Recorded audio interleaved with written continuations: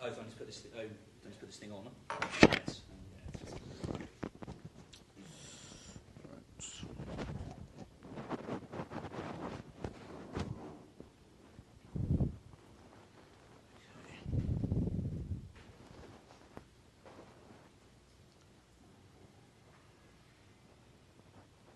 Okay, so yes, thank you very much for having me here.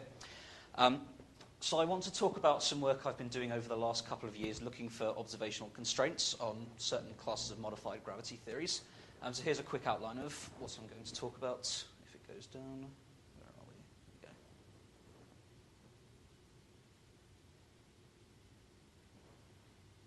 we go. Right, there we go.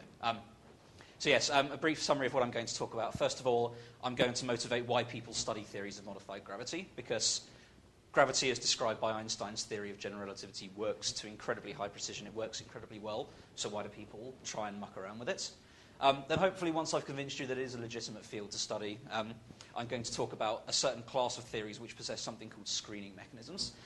So once you've modified gravity, it turns out you then need to hide these modifications somehow, and these are the sort of theories which can do that, and I'll give you an introduction to those, and I'll introduce you to a certain class of theories which I'm going to talk about today.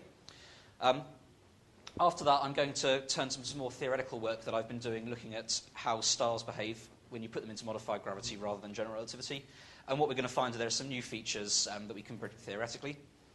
Then after that, I'm going to go and use these predictions to try and compare to actual data. And to do this, I'm going to use changes in distance indication measurements in order to place constraints on modified gravity. Then finally, in the last 5 minutes or so, I'll just tell you a bit about what's currently going on and where we want to go from here. And then I'll summarize. Okay.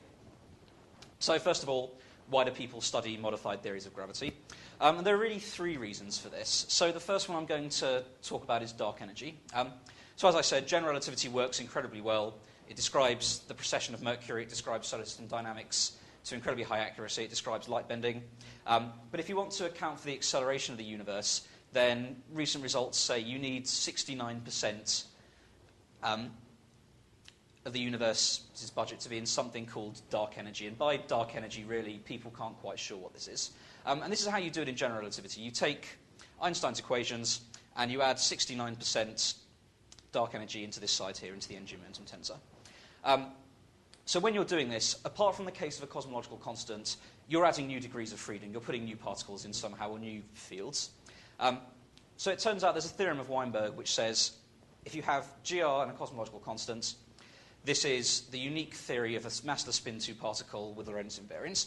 So it turns out that if you try and modify gravity in any way, really you're also introducing a new degree of freedom. So some people say, well, if you're introducing new degrees of freedom that do something a bit funny, that make the universe accelerate, then why just study this? Why don't we study this thing as well? And I should say this is a motivation for people to study study modified gravity, just so you don't feel that I've lied to you at the end. This is not a motivation to study the class of theories which I'm going to talk about, because there's a very recent result which says that the class of theories I'm going to talk about can't actually be dark energy, although that was not true at the time when we put these constraints out. So then why do people also study modified gravity? Well, sometimes you don't have a choice. Sometimes you're interested in things like string theory or beyond the standard model particle physics. And if you're interested in things like this, you inevitably get new degrees of freedom, and these new degrees of freedom couple to matter. So just as an example, I've written down the string dilaton, which is the four-dimensional low-energy affected action coming from string theory. And this introduces a new particle here, phi. And this is really an infrared modification of general relativity. You somehow need to worry about the gravitational dynamics of this. And this is another reason why people study modified gravity. And finally, some people are just interested in completeness. So, for example, we've studied gravity very well, but all of our tests of gravity are solar system tests of gravity. They're tests inside our own galaxy at high densities corresponding to our solar system. And you don't know what's going to happen on other scales. You haven't tested gravity on cosmological scales. If you decide to let general relativity vary slightly and look at things like large-scale structure, it turns out that that parameter space is relatively unconstrained. And then there are also things like other galaxies which have much lighter Newtonian potentials than our own. They're not as highly curved, and you might find new features emerging there. So for completeness, some people like to study these as well. So what happens if we do try and modify general relativity? Well, as I said at the start, general relativity works. And it works so well that if you try and introduce an extra component to general relativity, so what people tend to call fifth forces, which I'm going to call F5, then you can go and look at one of these solar system tests, things like the Cassini experiment, and this thing says that any extra force that has a gravitational strength relative to the Newtonian force from general relativity should be present only at levels less than 10 to the minus 5. And for certain theories, actually goes down to 10 to the minus 13. So you might be thinking to yourself already, well, what's the point then? Have you not already invalidated this theory, this area of research already, because any effects you're looking for are negligible? Well, it turns out that that's not quite true because there's a caveat. And the caveat is exactly what I mentioned earlier. We've only tested gravity in our own solar system. We haven't tested it elsewhere. So there's actually nothing preventing me from having a modified theory of gravity that acts on very large cosmological scales or in galaxies in very different environments, provided that somehow I recover my local tests of general relativity and I satisfy my same experimental bounds when I look at solar system tests. And these are the sort of theories that people are interested in, and they said to possess what are called screening mechanisms. So let me give you a very brief introduction to how these screening mechanisms work. In general, people are interested in new degrees of freedom, which the simplest thing we can think about is a scalar field. So I'm going to consider a scalar field phi, couple it to matter, and I'm going to expand it to second order in fluctuations delta phi. And there are only really a few things I can write down when I do this. I can write down some sort of non-canonical kinetic term, which might depend on the background field values and its derivatives. I can introduce some sort of effective mass for the field, and I've also got this coupling to matter here. So this function here, beta, tells me exactly how strongly coupled to matter my field is, and I represent this by the trace of the energy momentum tensor. And it's this coupling here which gives me these new fifth forces which we need to deal with when we study modified theories of gravity.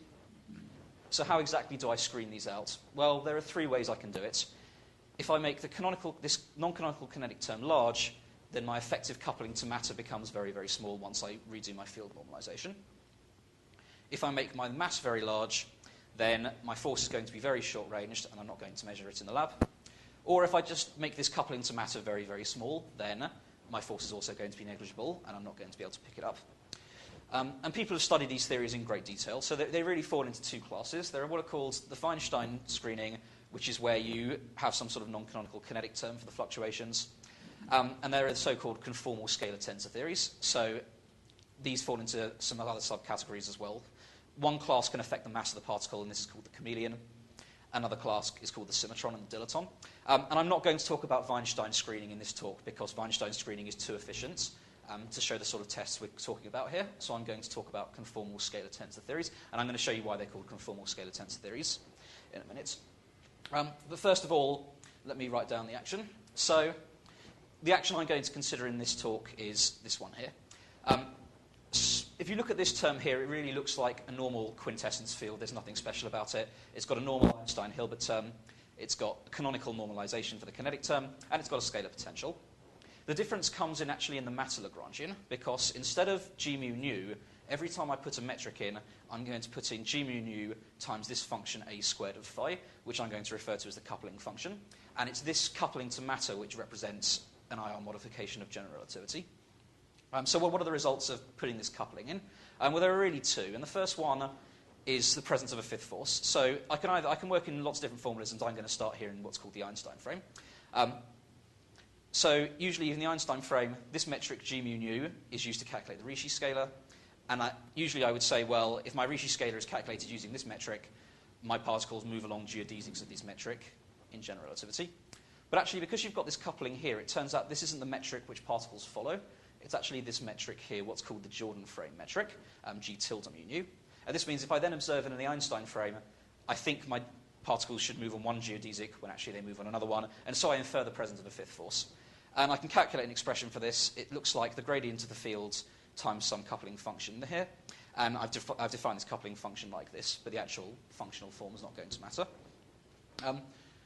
The other useful property of this is that the scalar potential which I put into my action, this v of phi, is not the same scalar potential which my particle moves in. It actually feels an effective scalar potential given by v of phi plus rho times a of phi, where rho is the local density. And this is how I can screen out my fifth force, because suppose this thing has a minimum.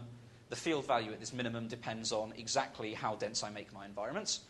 Therefore, if I can somehow shift my field to this new minimum in very dense environments, and I can make this new minimum advantageous, say the mass is very, very large, in which case I've got what's called a chameleon theory, or this coupling, this extra force term is very, very small, which is what happens with the symmetron and the dilaton, then I can effectively screen out my force. And And when I'm talking about these constraints, I'm going to do it in a model-independent fashion. But let me just give you one example of how this works, just so you've got some intuition of how these things actually screen. So the original model is this one here, the Chameleon model. Its potentials run away, so it's this blue line here. And its coupling function is monotonically increasing, so it follows this red line here, which means the effective potential has a minimum, which looks like this. So if I take a very low-density environment, you can see that this curve's quite shallow, the second derivative is very small, and my mass is going to be quite small as well. And so I should feel large fifth forces. If I move to higher density environments, however, I'm much more curved. And for this reason, I've got a much higher mass. If I can make this such that my force is sub-millimeter, I can screen it out, and this is how chameleons work. And people are very interested in chameleons because a lot of people are interested in studying F of R gravity. And it turns out F of R gravity includes the chameleon mechanism if I choose F of R correctly. And a lot of people are interested in these because if you look at F of R theory, it's fine to calculate the cosmology, but you inevitably end up putting very, very strong bounds on these parameters. In fact, they're generally so strong that you render it insignificant. But F of R gravities with chameleon screening can actually have a much wider range of parameters.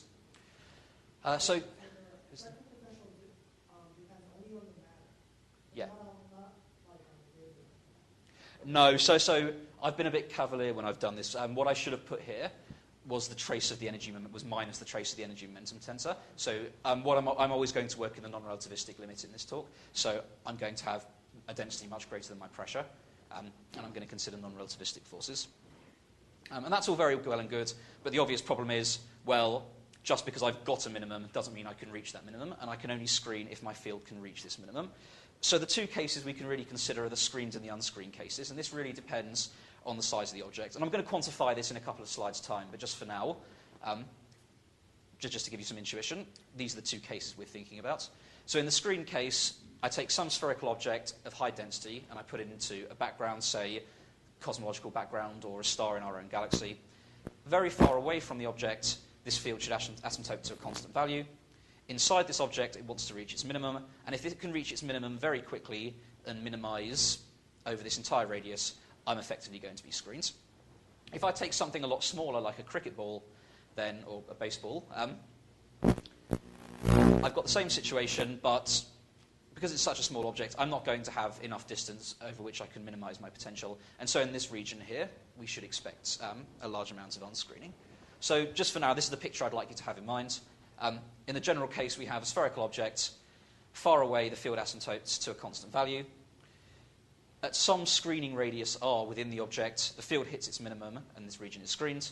But outside, you get large fifth forces. There's a field gradient. The coupling's not necessarily small. And in this region, you should feel enhancements of gravity. Okay, so let me introduce you to the parameterization, which I'm going to use to describe this. So I've got two functions. I've got the coupling function, and I've got the scalar potential. So I should need two parameters to describe this. And it turns out there's a parameterization that's very well suited for astrophysical tests because it's model independent and it's very intuitive.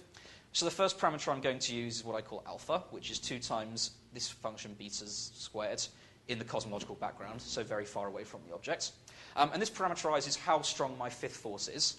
So as an example, if I unscreen my object completely, so I take this screening radius to 0, then the effect of this is to change Newton's constant by a factor of 1 plus alpha. And just to give you some idea of the numbers, people who are interested in F of R gravity like to use alpha as a third because alpha is fixed in F of R gravity. The second parameter I'm going to use is what's called the self-screening parameter. I'm going to call it chi0, but for people who work on F of R gravity, it's sometimes called FR0. I'm going to use this notation throughout the rest of the talk. And it's this combination here. The combination is not so important. And this is what's called the self-screening parameter. It tells me if I've got an object sitting in free space by itself, how good this object is at screening itself. So the rule of thumb is whenever I want to know whether an object's screened or not, I should take this number here and I should compare it to the surface Newtonian potential. And it turns out if this number is larger than the Newtonian potential, my object's going to be at least partially unscreened. How unscreened, I don't know. I need a bit more information. But in the converse case, if chi0 is less than the Newtonian potential, I will always be very screened. So why do I call it the self-screening parameter and not the screening parameter? Well, we know that there's a density effect here. So there's also an environmental effect we need to think about. So suppose that I take one galaxy, which would usually be unscreened by itself, say a dwarf galaxy, and I put it in a void. This thing would usually be unscreened. But suppose I then take, say, a slightly denser galaxy like a spiral galaxy, and I put it over here next to it. The Newtonian potential of the spiral galaxy can screen out the dwarf galaxy. So there's an environmental effect as well. And this is shown in this famous paper here, where if you take, say, a dwarf galaxy with a low self-Newtonian potential, you can slowly increase the external or an environmental Newtonian potential until you reach some threshold where this thing would be screened, in which case you're going to be screened by your environment. So environmental screening is something you need to worry about as well. So let me give you some ideas of the sort of numbers I want to talk about. The first numbers that people looked at was really 10 to the minus 4 and 10 to the minus 5. And at these values, there are very, very large unscreened fifth forces on cosmological scales. And this means you can do n-body simulations with fifth forces, and you get things like deviations in the halo power spectrum, the velocity power spectrum, the mass function, and other quantities like that. And this is something that people could compare to data. So they could go out and do cluster statistics, and the constraint they came up with was chi0 is roughly less than 10 to the minus 5. So the next question to ask is, well, cosmology has to be screened. We've shown that using data. What about smaller values? Well, the next thing you might want to look at are astrophysical objects like the Sun and the Milky Way, or main sequence stars and spiral galaxies in general, because these have Newtonian potentials about 10 to the minus 6. So if you want to probe the field values in this range, then you really need to look at these sort of objects here. So greater than 10 to the minus 6, these things should be unscreened. So I know some of you might be thinking, well, our own solar system has to be screened. This means the Sun has to be screened. The Milky Way has to be screened. Can we not already impose this constraint? And the answer is no, because there's actually a get-out clause.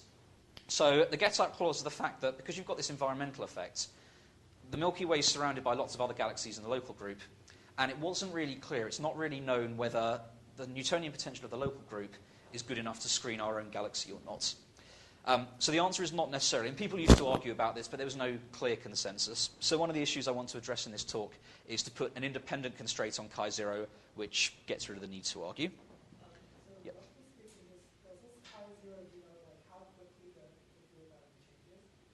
Sorry?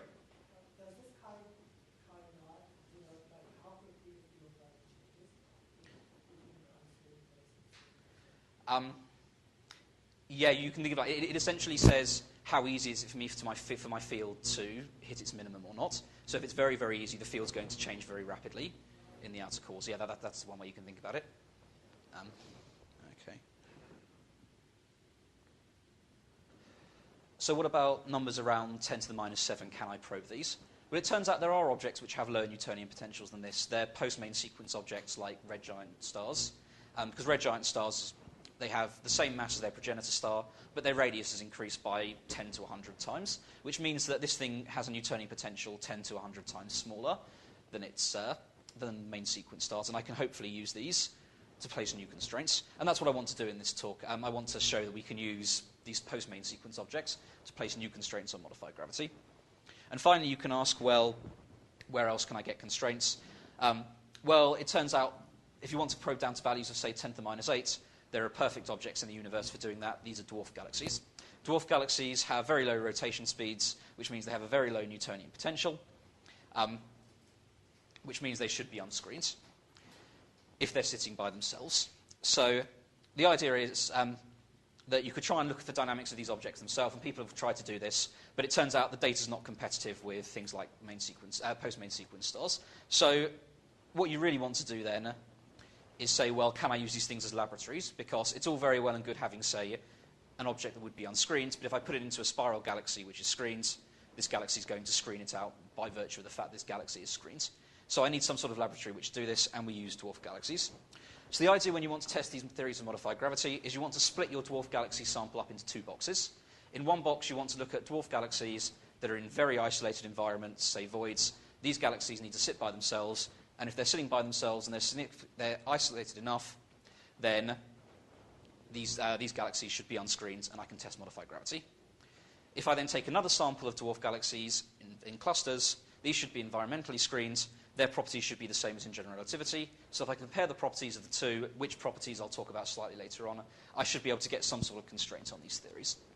So when you say that a certain collection of objects is screened or unscreened, you must have in mind a certain value of chi-naught. Yes, exactly. Yeah. So you need to look at certain scales and decide exactly what's relevant for testing chi-naughts. So I should say I'm going to consider chi0 greater than order of 10 to the minus 8.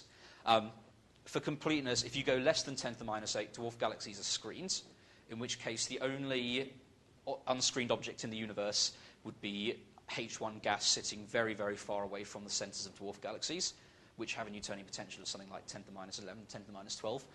No one's really interested in going that low, because by the time you've reached that low, you've got a theory which is general relativity up to the motion of gas in a few galaxies.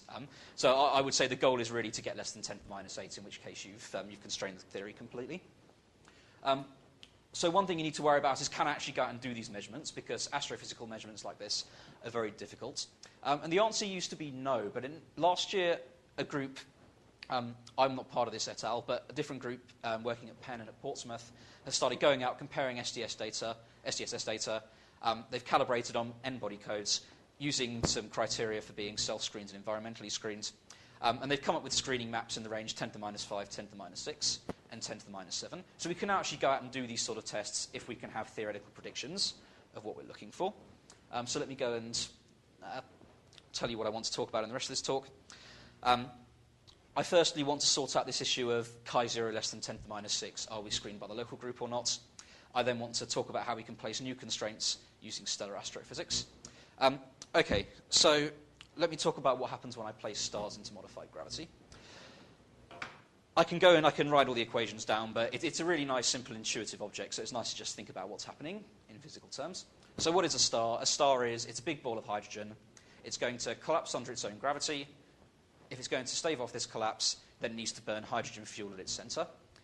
This means that it's got some temperature, some luminosity associated with it for releasing this energy, and it produces an outward pressure. This outward pressure combats gravity.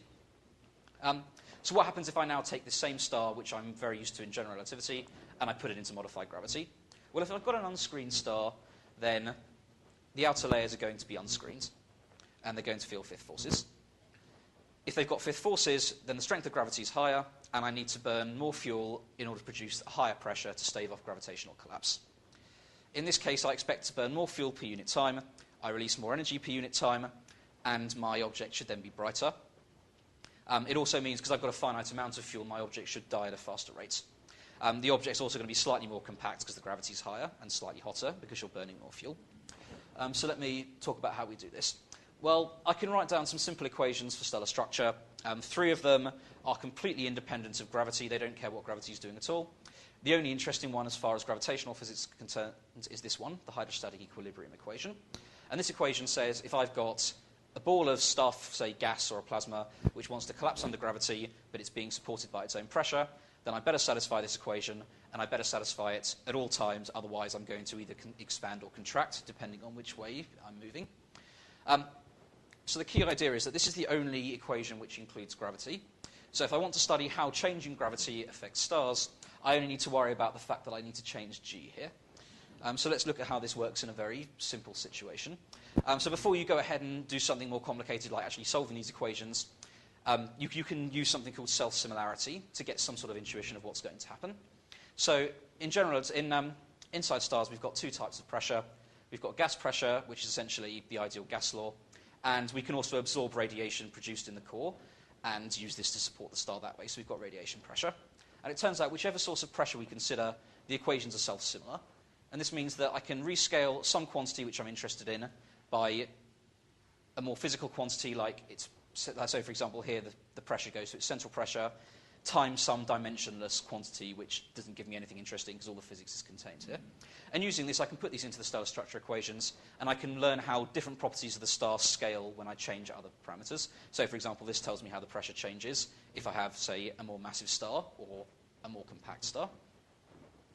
And now I would usually consider gravity a constant here, so I wouldn't worry about it. But because we're going to be changing gravity, it's intuitive to look at what happens when I rescale gravity. So if I also rescale gravity, I get 2 scaling relations like this. Gas pressure is proportional to g to the 4. Radiation pressure is proportional to g. So now that I've got these new scaling relations where I've kept gravity in, I can say, well, suppose I unscreen my star completely. I look at the very extreme case. What happens? So if I change g by this factor, g into 1 plus alpha, if I'm gas supported, then the luminosity of a star in modified gravity compared to one in general relativity will increase by a factor of 1 plus alpha to the 4. And this is a big effect. If I set alpha as a third, this is about 3.16. This is not a small effect we're looking for. This is an order 1 effect. With radiation pressure, it's not so pronounced. The enhancement's only 1 plus alpha, and this is because, yes, you're producing more radiation, but you also need to absorb more radiation, so you get a bit of a turn-off here. And it turns out this one dominates in low-mass stars, this one dominates in high-mass stars, so you'd expect low-mass stars to be more sensitive to modified gravity. And that's all fine, but of course this is just a very, very simple scaling argument. We haven't actually done any physics, we haven't solved any equations. So the first thing that we did was say, let's look at a simple model and see if we can discern the physics that way. So you can modify the hydrostatic equilibrium equation by changing G into this new factor here, which describes my effective modified gravity outside the screening radius, where I include a finite screening radius. And I can look at it in a very simple model, what's called the Lane-Ender model. So this is a very basic model that people use to study stars. It says the pressures, the sum of the radiation pressure and the gas pressure, and in this specific approximation, this is what's called a polyotrope. So the pressure is proportional to the density, to some number, and this number is 4/3. So what approximations go into this model? Well, there are quite a few. We completely decouple nuclear burning, so it's actually a sphere of gas supporting itself under its own gravity. It's not supporting by burning fuel. There's no time evolution of the star, and there also aren't other stellar effects like mass loss, convection, rotation. And this is fine for main sequence stars. Those effects aren't so large. For post-main sequence stars, this approximation would not be very good. So because we've got all these approximations on the stellar side of things, we make one more approximation on the modified gravity side of things. We don't include the radial dependence of G, but we do turn it on only at values at radii greater than the screening radius. And that's fine. That's a good approximation to make because the other terms, this extra term here, is subleading when you've got a very unscreened star. The only place it's important is at the surface, so we do correct the surface effects by, instead of using this value of 1 plus alpha, we use an effective value which is corrected for the fact that G is not as high as you would think it is. So how do we do this? I'm not going to go through the calculational details because it's quite technical. I'm just going to tell you what we do. So we solve this modified Lane-Ender equation in modified gravity, and we do this for different values of chi0, different stellar masses, by solving the field equations as well. We then calculate the luminosity as a function of m and chi0. We fit this to get a numerical value, and the results are given here. So let me just take a couple of minutes to explain what's going on this plot. And I should apologize, every time I try and make this plot, the axes always come out small, and every time I think that I've got them to be big, I put them into the talk and it comes out small. So on this axis, we've got the log of the stellar mass. So here is 10 to the 0, 10 to the 1, 10 to the 2. You don't really get stars with masses higher than 100 solar masses, so these are slightly fictional. It's just there to show the general trend. On this axis, I'm plotting the luminosity of a star in modified gravity compared with general relativity, keeping the mass fixed. So this is 10 to the minus 6, 5 times 10 to the minus 6, 10 to the minus 5, and 10 to the minus 4. So what's happening here? Well, at 10 to the minus 6, I already told you that this is roughly the Newtonian potential of a main sequence star. So for this reason, I'm not getting a lot of screening. I'm not very unscreened. My screening radius is pretty much the radius of the star, and I'm only getting a very small enhancement. At 5 times 10 to the minus 6, I'm starting to see a bit of an enhancement. Then at 10 to the minus 5 and 10 to the minus 4, I get this very, very large enhancement here. You can also see the general feature I told you about earlier. If you go to very massive stars, radiation pressure kicks in, and so the luminosity enhancement falls off. And what's happening here? Well, at very, very large values of chi0, we're now 2 orders of magnitude higher than the Newtonian potential. These low-mass stars are so non-compact that they're completely unscreened, even their cores unscreened. And you can't get blood out of the stone. If you're already unscreened to the maximum extent, you're not going to be able to increase your luminosity any higher. And if you trace this back, you find that the luminosity you get here is exactly 3.16. This is what I told you earlier using the scaling arguments. The luminosity increases by a factor of 1 plus alpha to the 4. Okay. So as I said, that's all very well and good. This is a nice physical model. It lets us understand the physics. It doesn't let us compare to data because there are so many approximations. It misses whole stages of evolution. There's no time evolution. Yep. Is there some reason you're using alpha of 1/3 besides the connection to FR? Is it motivated? No, just F of R gravity is something which a lot of people are interested in. So I always talk about alpha as 1/3 because people who are interested in F of R gravity are more interested in that. But yeah, in theory, we can vary alpha as well, and we can get different values. We just haven't because we're not going to compare this to data. So what you really want is some sort of tool that can actually compare stellar structure to actual proper data. And this means you need to go to full numerics and you need to include every single process because astrophysics is very messy. There's lots of different effects going on here. You need to make sure that your effect is actually due to modified gravity and not missing something like convection or some other new burning process turning on. So to do this, we've modified a code called MESA, which is a publicly available stellar structured code. And this has everything fully implemented in a consistent manner. So it includes mass loss, rotation, convection, radiative areas, different burning cycles, time evolution. So the way we've done this is, and I won't go into technical details again, but we solve the scalar field equation inside the star. And when we do this, we can update the value of G as a function of radius, now including the full radial effects. We solve the field equations given a value of chi0 and alpha. So I can put in a value of alpha, I can put in a value of chi0, and I can generate stars like that. So let me show you the results. This is for alpha is a third, because, as I said, f of r gravity is something a lot of people are interested in. I could very well change alpha. But what I'm going to change is chi0, because this is what we're going to try and constrain. So the black curve is the track in what's called the Hertzsprung-Russell diagram for a star of one solar mass. So for those of you who aren't familiar with Hertzsprung-Russell diagrams, it's something astronomers use. The temperature increases this way, the luminosity increases this way. So when I put in a star with one solar mass, it starts off here at the zero-age main sequence, it slowly evolves, then it evolves into a post-main sequence star, in this case a red giant, and it climbs up, it becomes slightly cooler and more luminous. So the next thing you can try is chi0 10 to the minus 7.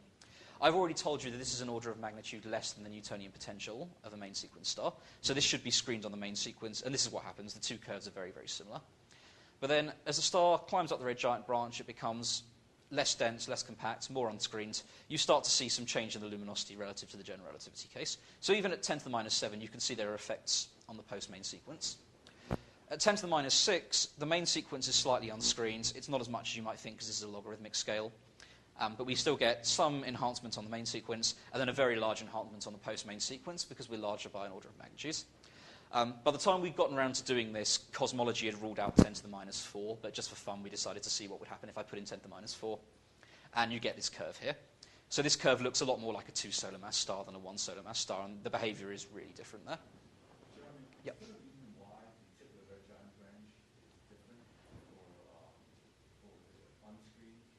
Yes, there is, and I'm going to come and talk about that later on.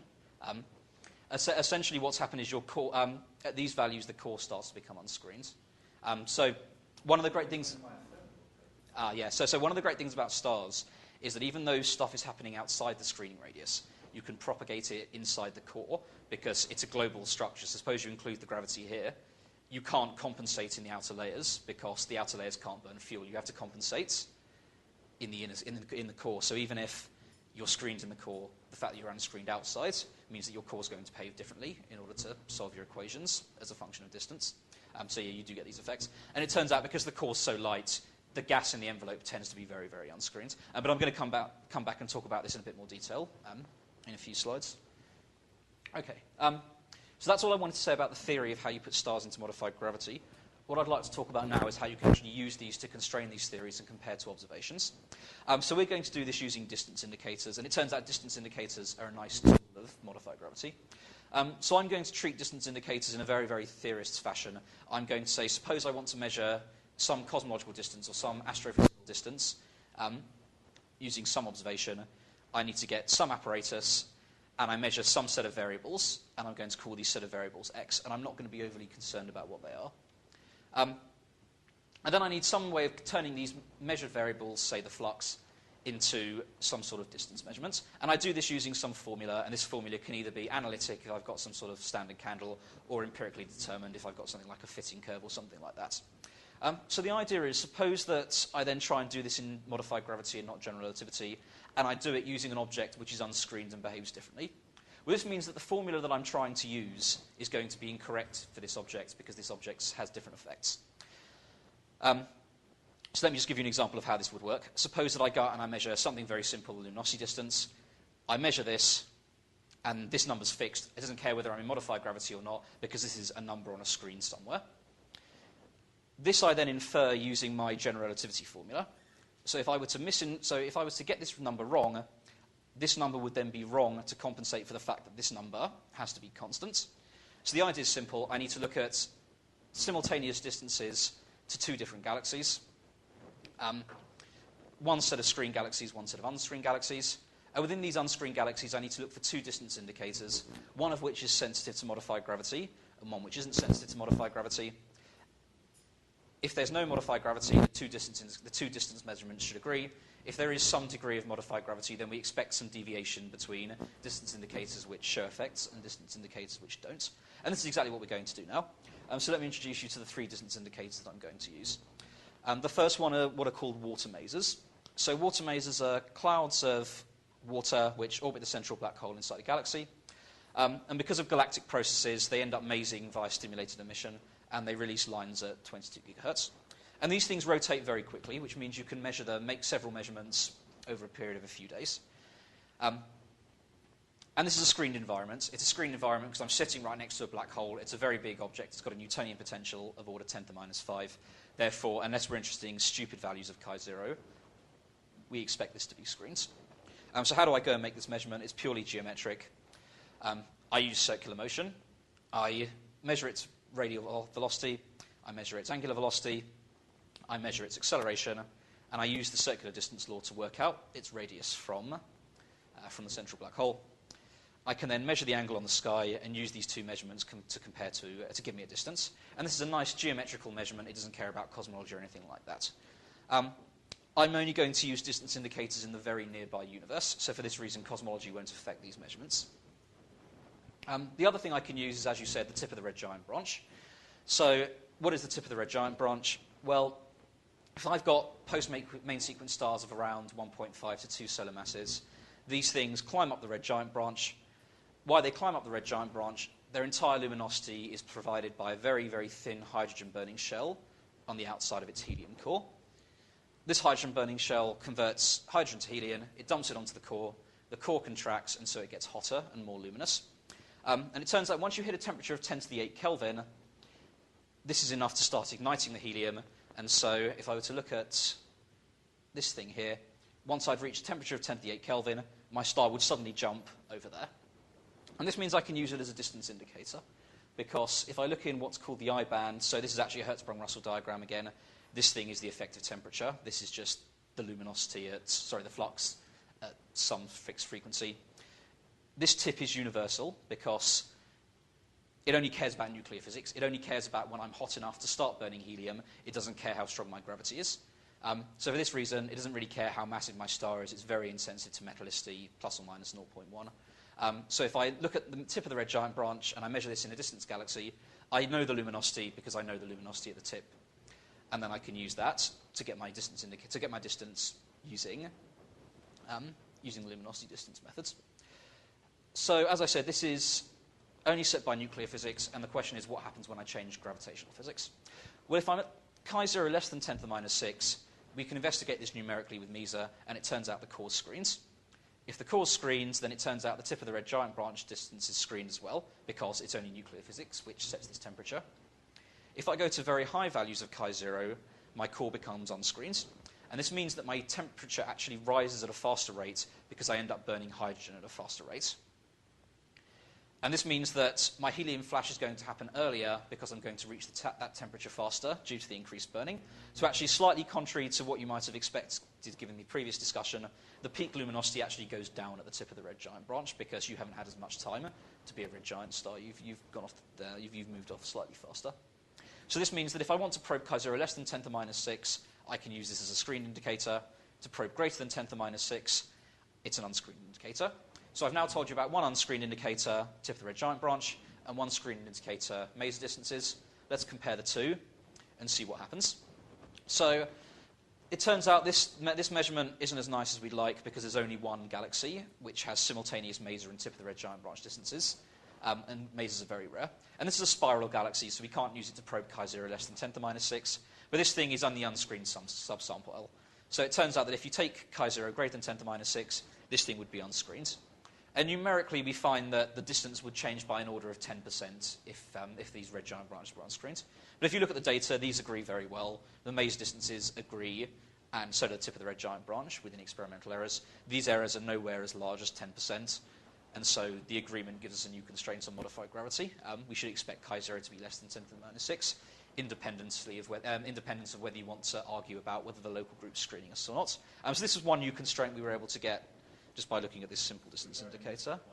How much was if you had chi-0 or greater than 10 to the 6?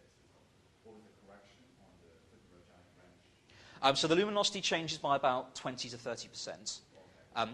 But remember, there's a square in the distance. So the distance only changes by 10% or so. Okay. So this is just. Sorry? Its luminosity changes by about 20%. By about 10%, yeah. But this is just one measurement, so let's see if we can do better than that. So we need another distance indicator because we know that tip of the red giant branch's distances, they're screened below 10 to the minus 6. So the distances measure we're going to use are what are called Cepheid distances. So Cepheid stars are stars of about 5 to 10 solar masses. They start off here in the main sequence. They evolve along in the HR diagram, and they have these funny loop features here. And when they move on these loops, they cross these they pass into this band here, and they spend about 10 to the 6 to 10 to the 7 years there.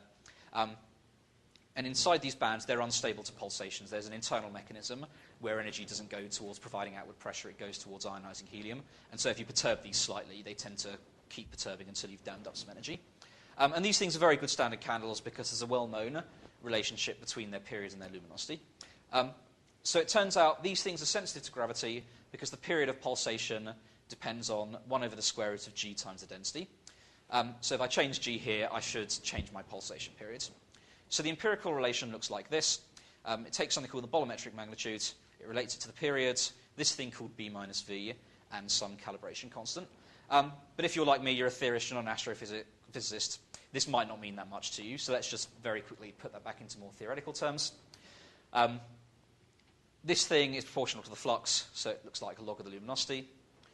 This thing is proportional to the period, which looks like 1 over the square root of the density, so it looks like the log of the radius. This thing turns out is proportional to the surface temperature. So if I rearrange it, it's the Stefan Boltzmann law in disguise. It's just in a funny empirical way of doing it. Okay, so what happens if I change modified gravity? Well, if I change g here, I change this period, my calibration curve is going to be wrong, and I'm going to misinfer the distance. And it turns out if I go ahead and perturb this, if I change g by some value, then the change in the distance I measure is going to be minus 0.3 times delta g over g. And we can calculate this thing numerically because we can use MESA. We can calculate the average value of g throughout the whole star. So what is this thing, delta d? Well, this is the distance measured between general relativity and modified gravity. So in modified gravity, this d should be the Cepheid distance. So delta d is the Cepheid distance minus general relativity. But as I said, if we take chi0 less than 10 to the minus 6, the distance I get from the tip of the red giant branch is the same as the general relativity distance. So by comparing these two, by comparing whether these things deviate or not, I can look for modified gravity. So let me go and do that now. We can split the sample up into a screened sample of dwarf galaxies and spiral galaxies and an unscreened sample of unscreened dwarf galaxies and voids. The black ones are screened, the red ones are unscreened. And the first thing you can do is just take every galaxy you've got, plot it along and say, does the period change as a function of its magnitude or its luminosity? And as you can see, there's no very clear trend there, and that's what you'd expect. You wouldn't expect modified gravity effects to be very large, or we would have seen them already. So any difference is really going to be statistical. You're not going to see it by eye. And you confirm this again by binning them. You can bin them by magnitudes. You can bin things in the same galaxy. And you can see that pretty much the screened and unscreened period luminosity relation is consistent within the errors. You can then say, well, that's fine, but what I actually need to compare are the distances. So if I take my Cepheid distance, which is general relativity, which is modified gravity, and my tip of the red giant branch, which is... Sorry? Not at 10 to the minus 7. At 10 to the minus 7, it's still more luminous, but it still reaches the core at the same time, so it has the same properties. And as you can see, it's a straight line. It's lying pretty much in agreement. The only thing you're going to get is some statistical test. So let's just go ahead and do that. So what I'm plotting here is delta d over d as a function of the general relativity distance, and I'm doing it for the screened and the unscreened case. So this black line is the best fit for the screened sample, the red line is the best fit for the unscreened sample, and then we've got the 2 sigma contours over there. And then we can see what's the prediction from modified gravity. Well, if I take f of r gravity alpha as a third, I get this solid green line here. if I take alpha as 1, I get this dashed line here. And as you can see, it really does lie very far away from the best fit model, so this really can provide strong constraints. How strong is this constraint? Well, it looks like that. So you can go ahead, you can do this test for lots of different values of chi0, lots of different values of alpha, and we get a plot like this. So this black dot is the previous measurements. It measures somewhere between 10 to the minus 4 and 10 to the minus 5 using cosmology. And this area here is all of our new constraints. So we've got the 1 and 2 sigma contours here. If you look, chi-c is roughly ruling out values around 10 to the minus 7. And it's ruling out very, very strong force enhancements as well.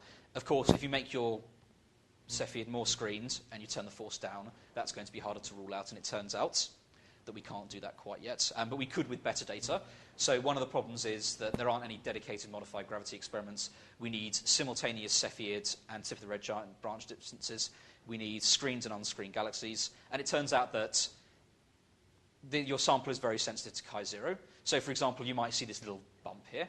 And this bump is here because if you increase chi0 slightly, some of your screened galaxies move into your unscreened sample. And because this is a discontinuous jump, you tend to get these jagged features like this. So with better data, we could actually smooth out these curves and maybe even bring them down. So a lot of people are interested in FFR gravity. So if you follow up from about a third, you see you hit roughly about 4 times 10 to the minus 7. So at this point, this region here corresponds only to very, very massive Cepheids. Say 10 solar mass Cepheids would be unscreened here, whereas say a 5 solar mass Cepheid would now be screened, and dwarf galaxies. So we've really been able to bring the constraints down quite a bit. So that was the main result of the previous work we've done. Very quickly, I just wanted to talk about some work that we've been going in progress using other effects. So one thing we're looking at is the galactic luminosity in total, because we said we want to use dwarf galaxies as tests. Using entire galactic properties, you might be able to beat your systematics down and get rid of some of your environmental degeneracies. So we've already said that if you take a star in modified gravity, it should be brighter. And if it's brighter, then we expect the galaxy itself to be brighter. There's been some debate about this, but the general consensus is now that we expect the dwarf galaxies to be redder because it affects low mass stars a lot more than higher mass stars. You expect the lifetime to be shorter, so you would expect to cycle through more generations of stars in the same time. You expect them to be more chemically enriched, which we think would translate into an effect on the inferred age. So how are we going to do this? Well, the first thing we need to worry about is, because we're looking at integrated properties, any mistakes in our assumptions are going to be compounded. So cosmologically, the field evolves as a function of time. So if you look at very early times, this value of chi0 is different, and things get more screened in the past. So the first thing we wanted to do was to test exactly the effects of changing chi0. When we first started doing this, when I first started giving these talks, people would always ask me this, and I could hand wave, but I didn't have a definite answer because we hadn't looked it up. But now we do. So I'm working with Baoju Li on this, and he's got a method of predicting chi0 as a function of time inside galaxies.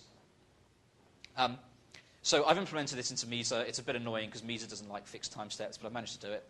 And you tend to get curves like this. So the first thing I should say is this is not physical. This is a very exaggerated curve so that I can show all of the effects. So the blue line is general relativity. The red line is 10 to the minus 6 with a constant. And green is one where chi0 reaches 10 to the minus 6 eventually, but in the past it's been more screens. So you can see very early on it follows this line here, the general relativity curve. But as time goes on, chi0 starts to increase, and the star starts to become more on screens, and its properties start to asymptote towards this curve. If I'd have put in a slightly more realistic curve using the actual data, really it would have shot over very quickly, but it doesn't show the effects very nicely. So you might wonder, well, does this affect our measurements? And it turns out all the measurements to date are unaffected by this.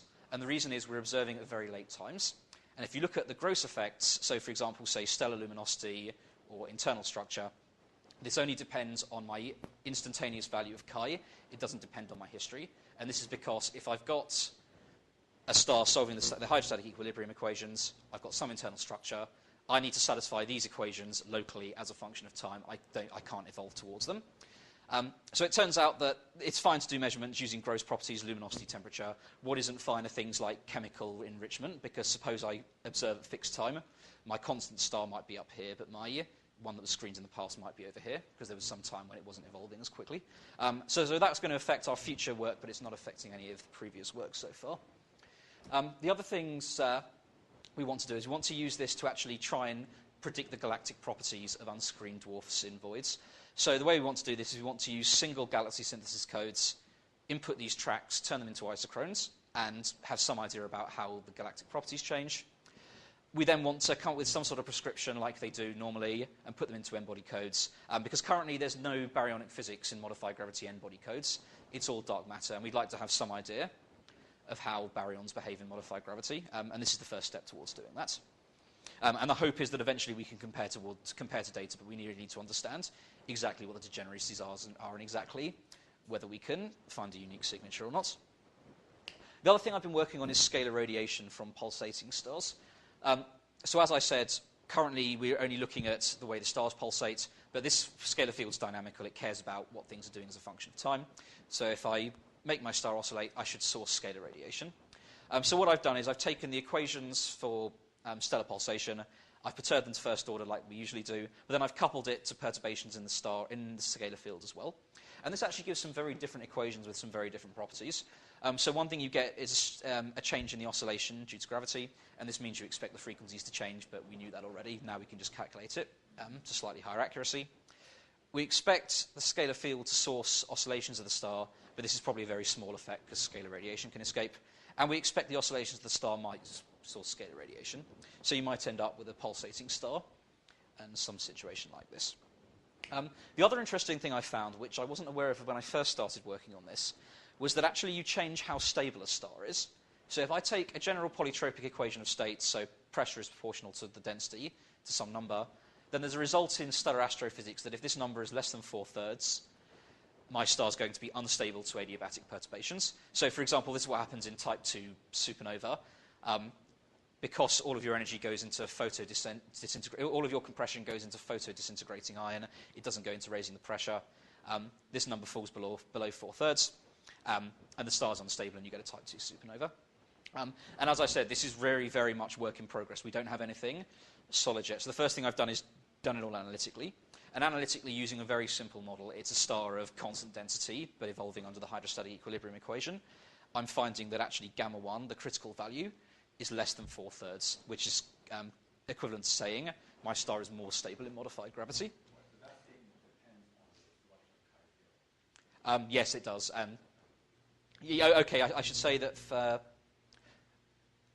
this is actually slightly independent of chi-0, because it turns out when your star's very unscreened, the terms which affect your stellar stability due to chi-0 changing only come in at next to leading order. So at next to leading order, chi-0 has an effect. But yeah, if you're very, very screened, so I would say for 10 to the minus 7 and less, this number's probably not accurate. For 10 to the minus 6 and higher, this is probably... Even if it's completely unscreened, like you choose basically chi-0 of 1, Yeah. you should still recover the general relativity. No, this is the strange thing. So if you look at the calculation in general relativity, if you scale g by a constant factor, you get the same results. And this is actually due to a cancellation between changing the Newtonian potential on one side of the perturbation equations. It took me a while to understand this, actually. And then changing your force on the hydrostatic equilibrium equation. If you do it in modified gravity, there's no analog of the Newtonian potential for phi. Phi doesn't have a scalar charge which is conserved, unlike gravity, which has a charge which you could think of as its mass. And so for this reason, you actually get that this cancellation isn't there. And as I said, this is very much work in progress. So the next thing I want to do is I want to use the numerical approximation, the Lane-Enden model, which I told you about before, to calculate this thing numerically for simple polytropic models. And the reason I want to do this first is that if I have the Lane-Enden equation, I can choose this by hand. I can just vary this number and see exactly when the instability kicks in. And then I want to go and calculate it using more rigorous values using MESA. You can't get the instability condition here because MESA doesn't let you put in stars that you like. It takes stars and involves it. But I should be able to get new icon frequencies out using that. So that's all I wanted to tell you about. Let me summarize. So what I've been working on is putting stars into modified gravity theories and looking at them as potential tests. And it turns out there are some nice new features. They're brighter, they pulsate faster. And by exploiting these features, we can actually constrain these theories to quite high degrees. So by comparing water mazes and tip of the red giant branches, we were able to sort out the argument of whether the local group screens us. And by comparing Cepheid and tip of the red giant branch distances, we've managed to place incredibly new constraints, very tight, to the point that the only unscreened objects these theories allow are really very, very large mass stars, stars which aren't very compact, and dwarf galaxies themselves. These are the only unscreened objects in the universe. And as I said, we're still trying to work on this. We're still trying to narrow the window all the way down, so there's still a bit more interesting work to do. So I'll thank you for attention and stop there.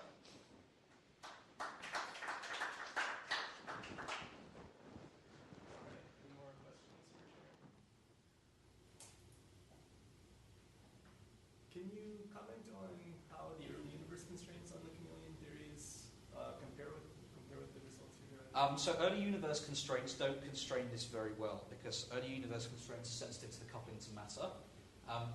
So you're talking about the work of Claire, Neil, Adrienne. Yeah. Are you guys aware of that? Do you want me to tell you how it works very quickly? Maybe you should run through it somewhere. Okay, so have they not spoken about it here? I don't think she's given a talk. Okay, let me just get back to there quickly. So essentially, what happens is if I try and evolve cosmologically, it turns out that if I've got an effective potential, which looks like this very early on in the universe, then it turns out my field rolls down and it gets stuck here because it's down by Hubble friction. And so because it couples the trace engine momentum tensor and not the density itself, this thing doesn't have a coupling to photons and it sits there. But what happens is if I've got a particle which was relativistic and now decouples, I get a slight kick in this direction.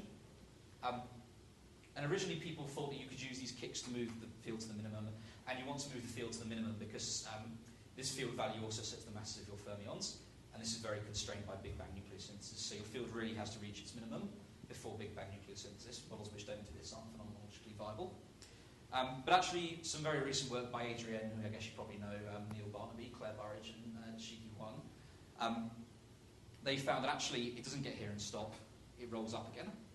And because this thing has a mass scaling problem, m is of order 10 to the minus 3 eV, it's the dark energy scale essentially. This thing's set by nuclear physics, so this barrier here looks roughly like 1 MeV. So this is actually a very, very big hierarchy of scales. And it turns out when you go up and down, quantum processes dominate.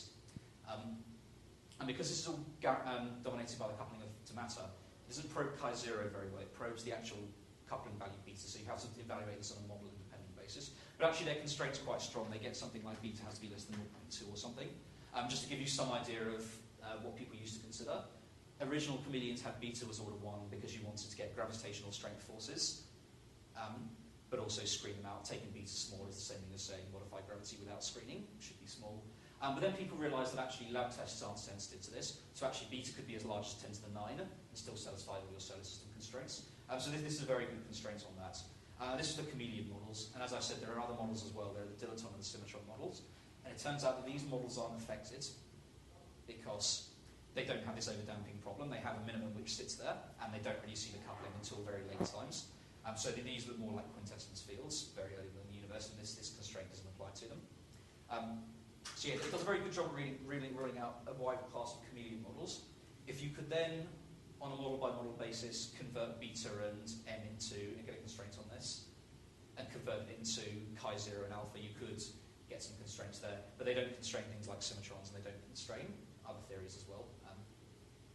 And also, it's a theoretical argument, not an actual observational test. So I should say that one thing I've learned on my travels around the States in the last month is that people are still debating this, and everywhere I go, someone inevitably asks me, what's your opinion on this, what about this, what about that? So it's still, some people are still debating it, and yeah, I guess, does that answer your question? Yeah. Any other questions?